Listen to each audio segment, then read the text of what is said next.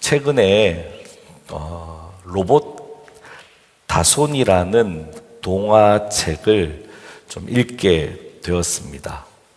로봇 다손이 로봇 태권브이를 아시는 우리 분들도 계시고 로봇 뽀로로를 아는 아이도 있는 것 같은데 오늘 책의 제목은 로봇 다손이입니다. 이 책은 이렇게 시작을 합니다. 머지않은 미래에 생명이 가득했던 푸른별 지구는 편리함을 향한 인간들의 욕심으로 황폐해지고 말았습니다. 이렇게 시작합니다. 그래서 이 동화책은 미래에 있을 수 있는 지구가 황폐해지고 또 재난 가운데 어려움을 겪었을 때를 생각해서 지은 책입니다. 이 책에 보면 그런 여러 가지 문제가 곧 닥칠 것을 예상하고 세계 지도자들과 각 분야 전문가들이 모여서 회의를 해요. 그래서 두 가지를 결정합니다. 하나는 우리 성경에 있는 노아 방주처럼 식물, 동물, DNA, 지구가 망했다가 다시 시작할 수 있는 그런 시작할 수 있도록 하는 것들, 그것을 저장해 놓기로 하고 저장소를 만들고 거기에 여러 가지를 넣어 놓습니다. 요거 한 가지. 그리고 또 한 가지는 재난이 일어났을 때 사람이 그 저장소까지 가야 되는데 그것을 돕는 로봇을 만드는 겁니다. 인공지능 생존 로봇을 만들기로 결정합니다. 생존한 사람을 찾아서 저장소까지 이렇게 옮겨주는 역할을 하는 로봇을 10,000대를 만들기로 결정을 합니다. 그래서 이 책에는 이 생존 로봇이 주인공인데 두 종류의 생존 로봇이 나옵니다. 좀 전에 말씀드린 대로 10,000대의 인공지능 생존 로봇이 나옵니다. 최성능이죠. 그런데 급하게 빨리빨리 만들어야 된다. 10,000대를 빨리 만들어야지. 그래서 여러 의견 중에 사람에 대해서 감정을 알게 하는 그 과정을 조금 가졌으면 좋겠다고 했는데 그 과정을 바쁘다는 이유로 갖지 못해요. 그래서 성능은 너무너무 좋은 10,000대의 로봇이에요. 그리고 거기에다가 프로그램을 넣는데 누구를 구할 것이냐 했을 때 가장 이상적인 사람, 누구보다 먼저 우선적으로 구해야 되는 사람에 대한 기준을 넣습니다. 바로 생존 로봇 10,000대가 있습니다. 또 하나는 우리가 처음부터 최고의 사양의 로봇을 만들 수가 없잖아요. 그래서 초기 모델 1대가 있어요. 그게 바로 이 다손입니다. 성능은 떨어져요. 그런데 사람을 알고 감정을 알게 하는 훈련을 받는 시간, 그 마음을 가진 철학자, 전문가와 시간을 보내면서 하나님은 사람은 이렇게 실수하기도 해. 그렇지만 기회를 주고 이렇게 사람 사는 세상은 이런 거야 라는 것을 그래도 충분히 배운 다손이라는 성능은 떨어지지만 사람의 감정과 삶을 배운 로봇 1대가 있습니다. 10,000대의 최성능 로봇, 그렇지만 사람에 대해서 모르는 로봇, 그리고 성능은 떨어지지만 사람을 아는 로봇, 이렇게 두 종류가 나옵니다. 이제 어느 화창한 5월에 쓰나미가 갑자기 몰려옵니다. 도시들은 물에 다 잠깁니다. 이제 두 종류의 생존 로봇이 이제 임무를 수행할 때가 되어서 임무를 수행합니다. 결과는 어떻게 되었을까요? 최고의 성능을 가진 만대의 생존 로봇도 활동을 시작합니다. 사람이 있는 곳마다 찾아갑니다. 그런데 막상 가보니 구해야 되는 사람이 기준 미달이에요. 이 만대의 생존 로봇한테 넣어놓은 가장 우선적으로 구해야 되는 그 기준에 다 못 미치는 거예요. 그래서 결국에 이 만대의 로봇은 한 명도 구하지 않고 원래 있던 공장으로 돌아와서 언젠가 나타날 이상적인 인간이 구해달라고 할 때까지 공장에서 남아 기다리게 됩니다. 이제 그러면 성능이 좋지 않은 우리 주인공 로봇 다손이는 어떠했을까요? 구하러 갑니다. 그런데 이게 성능이 떨어져요.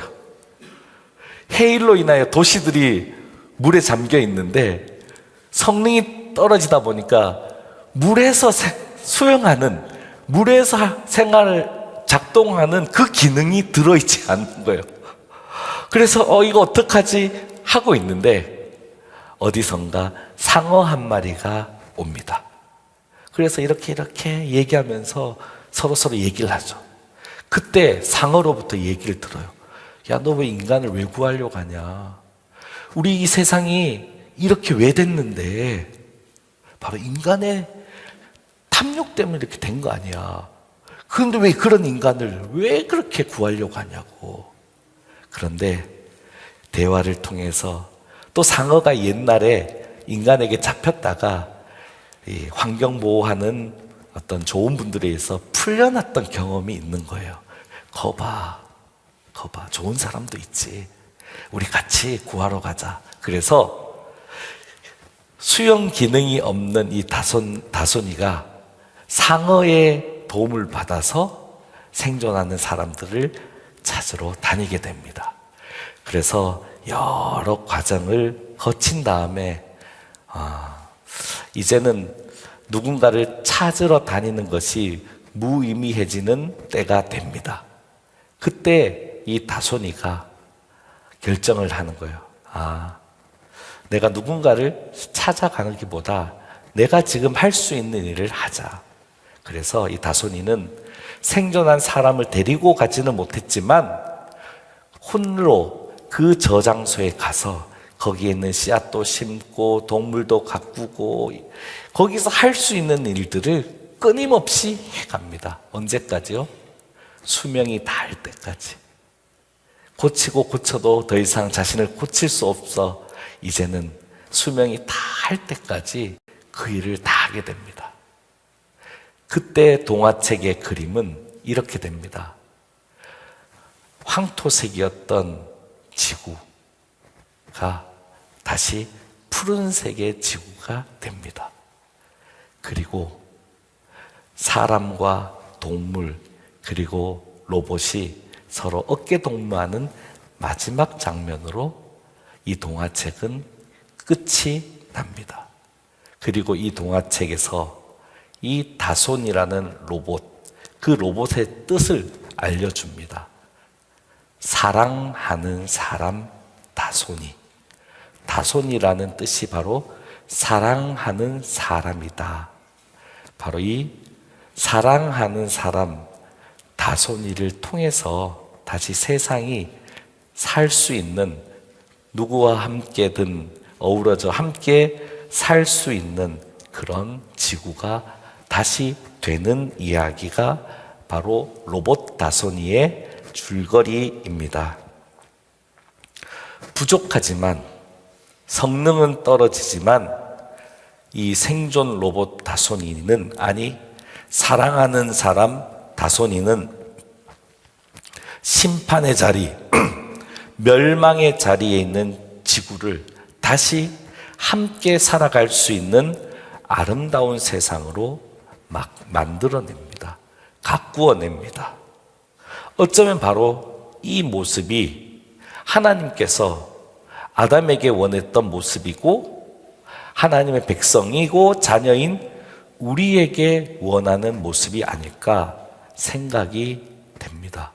우리를 통해서 누구나 함께 행복을 누리며 살아가는 세상을 만들길 원하는 마음이 바로 하나님의 마음이다. 그렇게 생각이 됩니다. 그런데 한편으로는 오늘 말씀을 묵상하고 읽으면서 이런 마음이 들었습니다. 하나님이 참 우리를 잘 아신다. 하나님이 우리의 연약함도 아시지만 우리의 추함도 아신다. 우리에게 이 만대의 로봇처럼 성능은 훨씬 뛰어나지만 자기 생각 또 교만해서 고집하는 바람에 전혀 한 생명도 구원하지 못하고 멈춰서 있는, 움직이지 않는 만대의 생존 로봇 중에 하나처럼 살고 있다라는 것도 하나님이 아신다. 하나님은 이런 우리를 통해서 아름다운 세상을 원하시지만 하나님은 우리를 잘 아십니다. 우리의 부족함, 우리의 아픔, 우리의 무능함도 다 아십니다. 그런데 오늘 말씀을 읽으면서 제게 주신 마음은 하나님께서 그래도 너희들이 부족하고 연약하고 어떨 땐 변질된 것도 알지만 그래도 이 자리는 존중해 줘야지 않겠니? 그 마음이 이렇게 되지 않아야 되지 않겠니? 하는 마음을 느끼게 했던 말씀이 있습니다. 말씀을 준비하면서 바로 11절 말씀을 읽으면서 하나님께서 우리 가운데서 존중받고 싶다는, 하나님의 이름으로 일컫는 집들, 하나님의 이름으로 일컫는 한 사람 한 사람, 그리고 그 사역들이 존중받고 싶다는 그런 마음, 너희가 존중해야 되지 않겠냐 하는 마음을 11절 말씀에서 느끼게 되었습니다. 함께 읽어볼까요? 시작. 내 이름으로 일컬음을 받는 이 집이 너희 눈에는 도둑의 소굴로 보이느냐? 보라, 나 곧 내가 그것을 보았노라. 여호와의 말씀이니라. 왜 이렇게 되었니? 내 집이 왜 이렇게 되었니? 내 이름으로 일컬음을 받는 이 집이 왜 이렇게 되었니? 이 말씀에 담긴 그 하나님 마음이 이제는 존중받아야 되겠다. 이렇게 되면 안 되는 거 아니니? 내 이름으로 일컫는 이 집이 도둑의 소굴로 되어지거나 보이는 것, 이건 아니지 않니? 이 마음을 다시 우리 가운데서 존중되어지기를 원하신다 하는 마음을 설교를 준비하는 내내 느꼈습니다.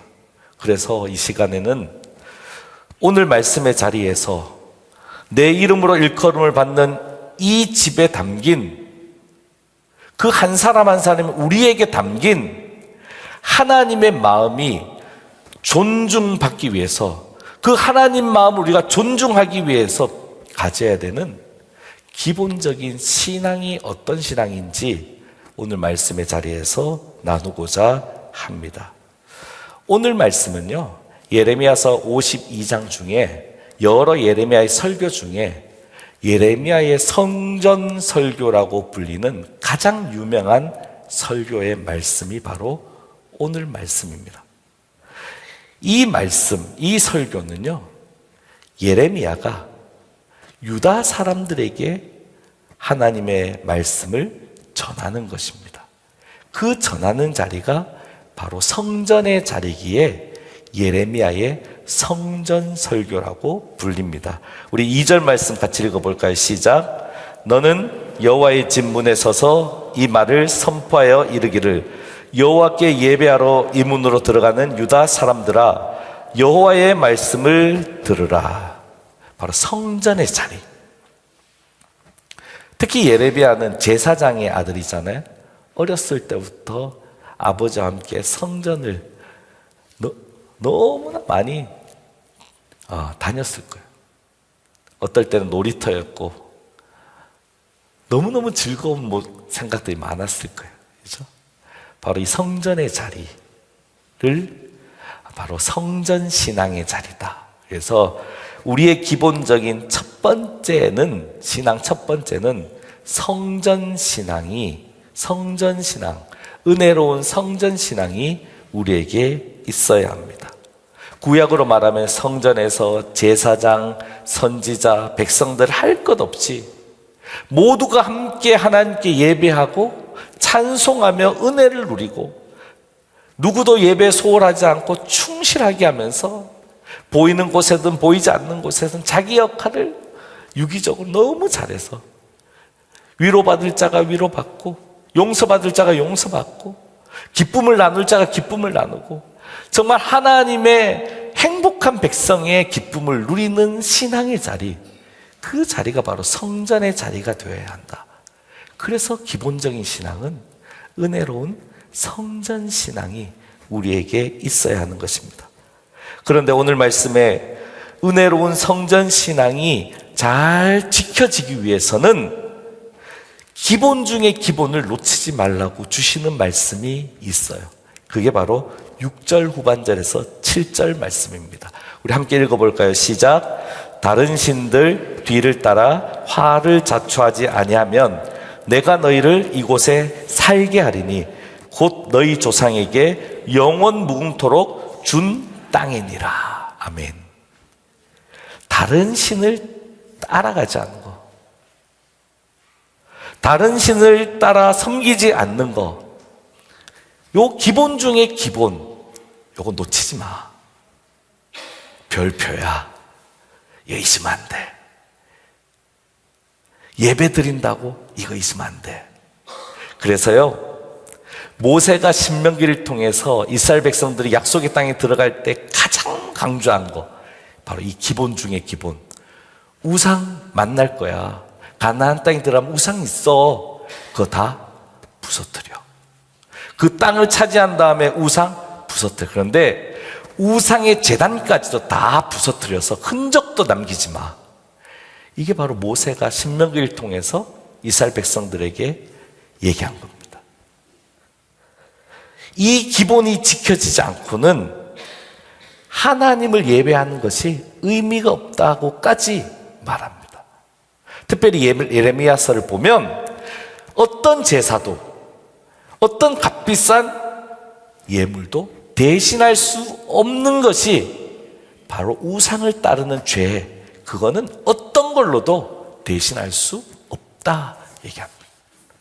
바로 이 기본 중에 기본이 지켜지면서 예배에 충실한 신앙, 그러면 그곳에 하나님은 언제나 함께 하시고 그곳에서 영원토록 살게 하고 은혜를 누리게 하고 복을 주겠다.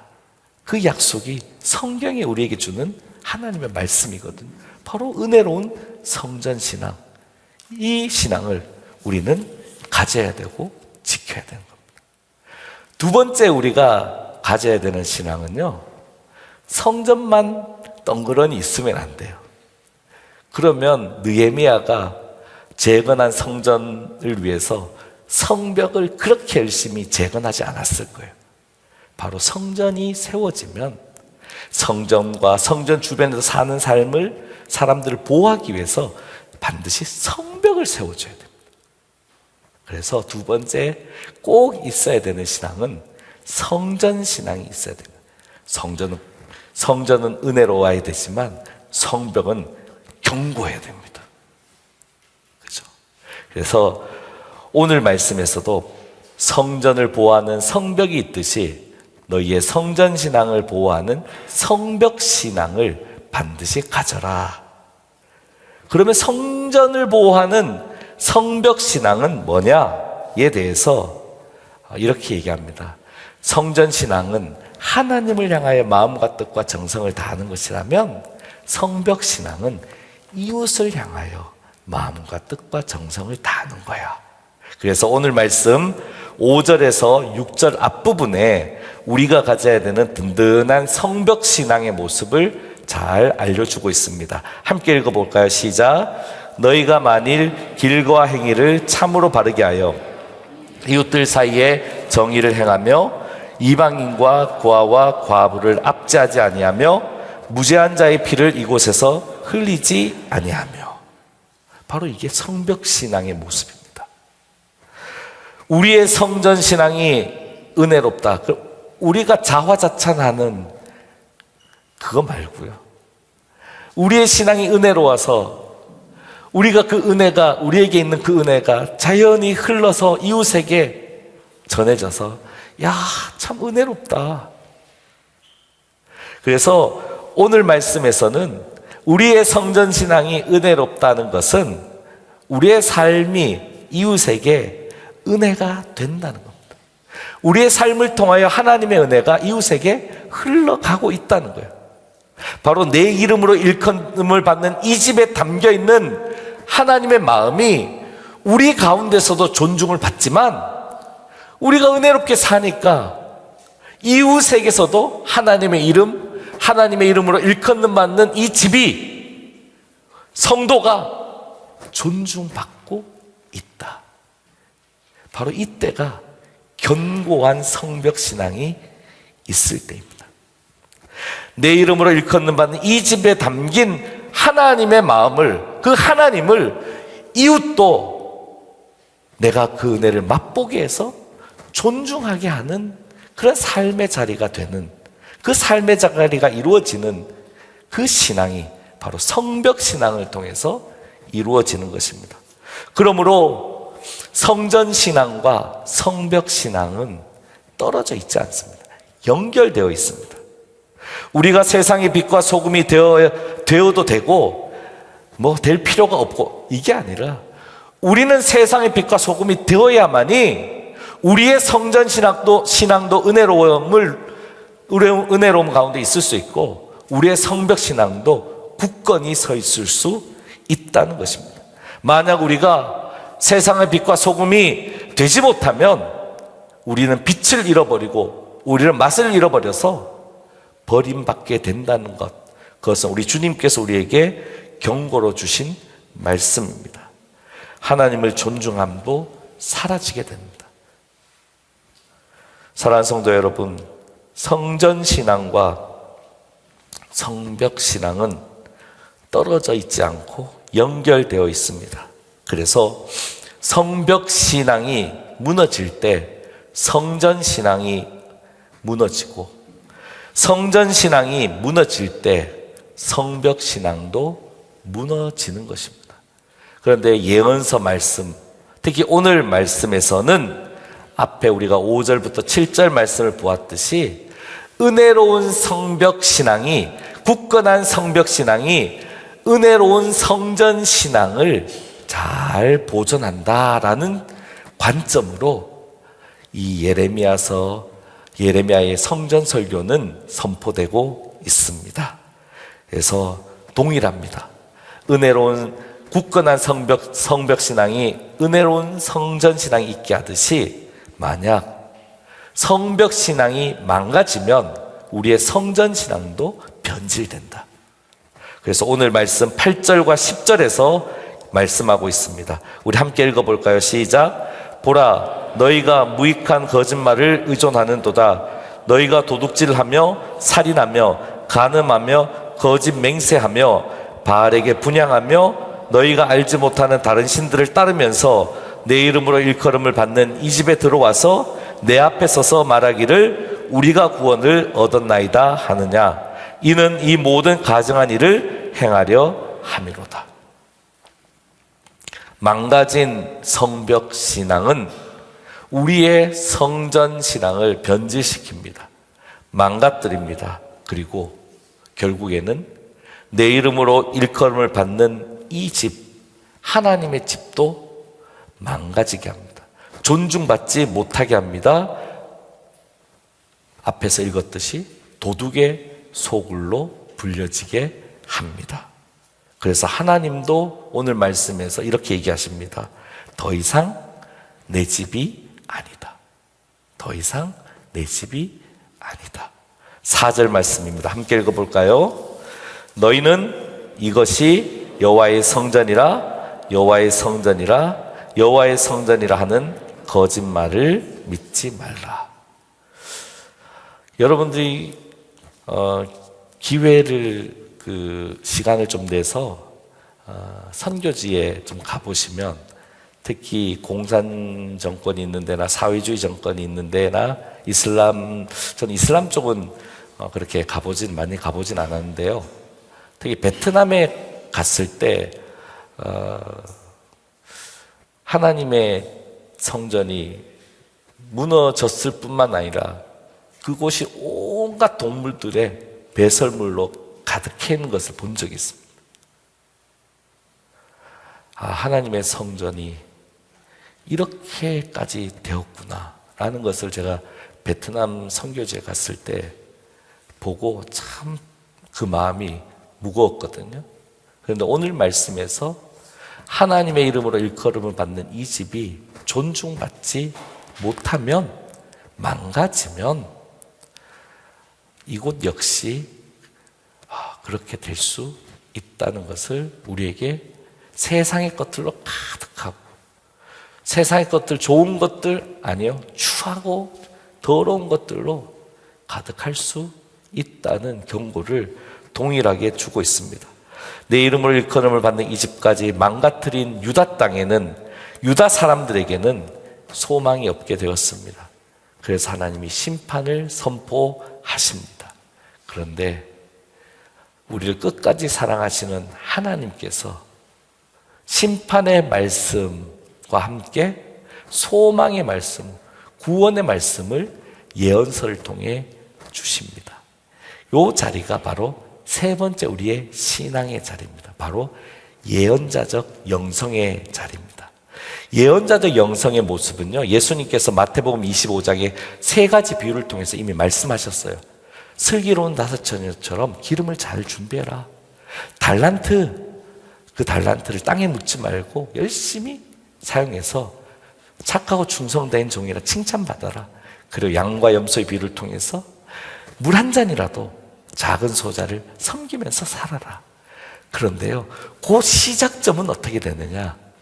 그것은 바로 듣는 신앙입니다. 성전신앙, 성벽신앙, 그리고 예언자적 신앙, 영성을 가져야 되는데요, 예언자적 영성 여러 가지 중에 그 시작점이 되는 것은 바로 듣는 자리가 있는 겁니다. 듣는 자리, 하나님이 말씀을 주시고 듣는 자리가 있으면 그곳은 하나님의 구원의 역사가 일어나는 거예요. 에스겔서 1장에 보면 그발 강가에 사로잡혀 있을 때 하늘 문이 열리고 에스겔에게 하나님의 말씀이 임했습니다. 이 상황이 상징하는 게 뭡니까? 아무리 하나님이 사방에 막혀 있더라도 하나님은 여신다는 거예요. 하나님이 여셔서 말씀을 주신다는 거예요. 그러니 뭐하라? 들어라. 듣는 신앙을 지켜라. 결국에 듣는 신앙의 자리에 은혜로운 성전신앙과 굳건한 성벽신앙 또한 세워질 수 있다는 것을 우리에게 알려줍니다. 오늘 말씀 역시 예레미야 선지자가 성전문에 서서 여호와께 예배하러 이 문으로 들어가는 유다 사람들에게 말씀하는 말씀인데, 가장 먼저 뭐라고 얘기합니까? 하나님의 말씀을 들어라. 쉐마. 하나님의 말씀을 들어라. 들어야지. 바로 세 번째 신앙의 자리, 예언자의 적 영성의 자리지만 듣는 신앙의 자리입니다. 오늘 말씀도 유다가 하나님의 말씀을 듣는 신앙을 잃어버렸기에 결국 하나님의 심판을 받는다라는 것을 분명하게 선포하십니다. 13절 말씀입니다. 함께 읽을까요? 시작. 여호와의 말씀이니라. 이제 너희가 그 모든 일을 행하였으며 내가 너희에게 말하되 새벽부터 부지런히 말하여도 듣지 아니하였고 너희를 불러도 대답하지 아니하였느니라. 며칠 전에 제 막내가 7살이거든요. 7살. 막내 하나만 있진 않습니다. 네. 위로 셋이 있어요. 네. 우리 정우가 유치원에서 동화 발표한 것을 집에서 연습하는 것도 보고 발표할 때 찍은 것을 보았어요. 그 제목이 뭐냐면 삐약 우리 엄마인가요? 입니다. 알을 깨고 나온 병아리가 삐약삐약 우리 엄마인가요? 라고 물으면서 대화하면서 엄마를 찾는 과정을 담고 있는 이야기입니다. 제가 한번 해볼게요. 삐약삐약 우리 엄마인가요? 야옹 아니란다. 나는 아니란다. 삐약삐약 우리 엄마인가요? 몽몽 나는 아니란다. 삐약삐약 우리 엄마인가요? 음메 나는 아니란다. 삐약삐약 우리 엄마인가요? 꼬꼬대 그래 내가 엄마란다. 그러면서 이렇게 끝납니다. 낡은 병아리를 꼭 안아주었답니다. 이렇게 끝납니다. 짧은 이야기지만 너무 자연스럽고 너무 은혜롭지 않아요? 하나님과 우리의 관계가 이 모습입니다. 하나님과 우리의 관계, 이거 이상의 은혜가 어디 있습니까? 뭔가 거창한 거? 하나님이 정말 보좌에 딱 앉아가고 이런 거 원하십니까? 여러분이 원하시는 하나님은 어떤 하나님입니까? 여러분 문제가 생길 때 도깨비 방망이 들고 딱 나타나서 저놈 혼내줄까? 이거 줄까? 이런 하나님 원하십니까? 아니면 정말 언제나 함께하는 아버지 하나님, 그리고 언제나 그 하나님의 은혜를 누리는 어머니와 같은 교회, 언제나 교회 생각해도 은혜가 되고 힘들 때 십자가 바라보면 기도가 되고 그 하나님의 위로하심과 권능과 그 어머니와 같은 교회 품에 안겨있을 때 용서받는 은혜, 내면의 깊은 상처가 회복되는 은혜, 이런 거 원하신 거 아닙니까? 돈 원하십니까? 은행 가셔야죠. 하나님께 뭘 원해서 이 자리에 계십니까? 왔니? 힘들었지? 내가 다 알아. 눈물 닦아줄게. 그래도 십자가 져야지. 세상 살면서 부활의 신앙이 승리한다는 거 누리면서 살아야지. 같이 가자. 힘들지 내가 업어줄게. 같이 가자. 하나님이 우리에게 원하시는 모습이고 우리도 하나님과 함께 하면서 우리에게 있어야 되는 모습이 이런 모습이 아닙니까? 사랑하는 성도 여러분, 하나님 말씀 그대로 들려지는 곳이 바로 우리가 있는 길가의 교회가 되었으면 좋겠고요. 하나님의 성전이라고 우리가 알고 있는 우리 자신, 우리 마음 깊은 곳에서 생수의 강이, 하나님 말씀이 언제나 힘들 때는 위로의 말씀이, 아플 때는 고쳐주시는 말씀이, 힘이 필요할 때는 권능의 말씀이 흘러 넘치는 곳, 그곳이 바로 하나님의 이름을 인컬름을 받는 우리 한 사람 한 사람의 성전이 여야 하고, 그리고 보이는 우리 교회가 되어야 되지 않겠습니까? 하나님 말씀이 그대로 하나님 말씀으로 듣는 신앙 우리에게 분명히 있는지 그 자리가 회복되지 않는다면 우리가 어떤 아름다운 것으로 우리 가운데 있더라도 그것은 금방 변질되고 넘어지게 되어 있습니다. 듣는 신앙이 그러나 회복되면 우리의 성전은 은혜롭게 됩니다.